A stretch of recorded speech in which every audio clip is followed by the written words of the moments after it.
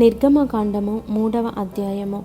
మోషే మిద్యాను యాజకుడైన ఇత్రో అను తన మామ మందను మేపుచు ఆ మందను అరణ్యము అవతలకు తోలుకొని దేవుని పర్వతమైన హోరేబుకు వచ్చెను. ఒక పొద నడిమిని అగ్నిజ్వాలలో యెహోవా దూత అతనికి ప్రత్యక్షమాయెను. అతడు చూచినప్పుడు అగ్ని వలన ఆ పొద మండుచుండెను, గాని పొద కాలిపోలేదు. అప్పుడు మోషే, ఆ పొద ఏల కాలిపోలేదో నేను ఆ తట్టు వెళ్ళి ఈ గొప్ప వింత చూచెదననుకొనెను. దానిని చూచుటకు అతడు ఆ తట్టు వచ్చుట యెహోవా చూచెను.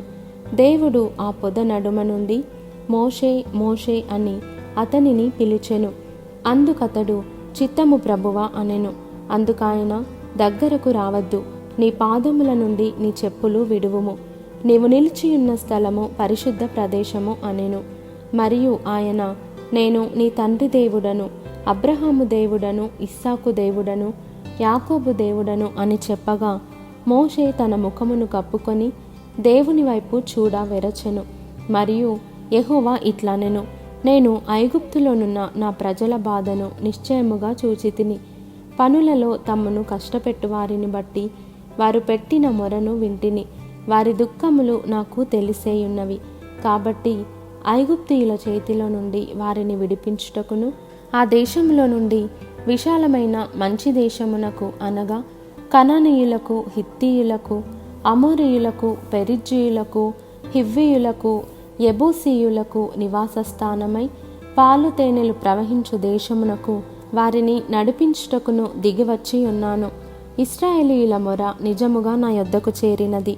ఐగుప్తీయులు వారిని పెట్టుచున్న హింస చూచితిని.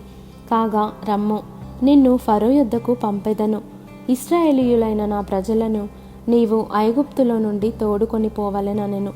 అందుకు మోషే, నేను ఫరో యొద్దకు వెళ్ళుటకును ఇశ్రాయేలీయులను ఐగుప్తులో నుండి తోడుకొని పోవుటకును ఎంతటి వాడనని దేవునితో అనగా, ఆయన, నిశ్చయముగా నేను నీకు తోడయుందును. నేను నిన్ను పంపితిననుటకు ఇది నీకు సూచన. నీవు ఆ ప్రజలను ఐగుప్తులో నుండి తోడుకొని వచ్చిన తరువాత మీరు ఈ పర్వతము మీద దేవుని సేవించదరనను. మోషే, చిత్తగించుము, నేను ఇశ్రాయేలీయుల యొద్దకు వెళ్ళి వారిని చూచి మీ పితరుల దేవుడు మీ యొద్దకు నన్ను పంపెనని వారితో చెప్పగా, వారు ఆయన పేరేమి అని అడిగిన ఎడల వారితో నేనేమి చెప్పవలెనని దేవుని అడిగెను. అందుకు దేవుడు, నేను ఉన్నవాడను అనువాడనై ఉన్నానని మోషేతో చెప్పెను.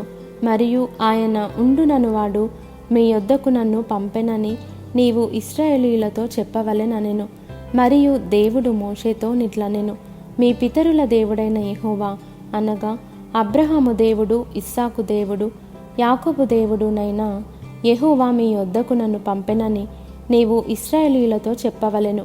నిరంతరము నా నామము ఇదే, తరతరములకు ఇది నా జ్ఞాపకార్థక నామము.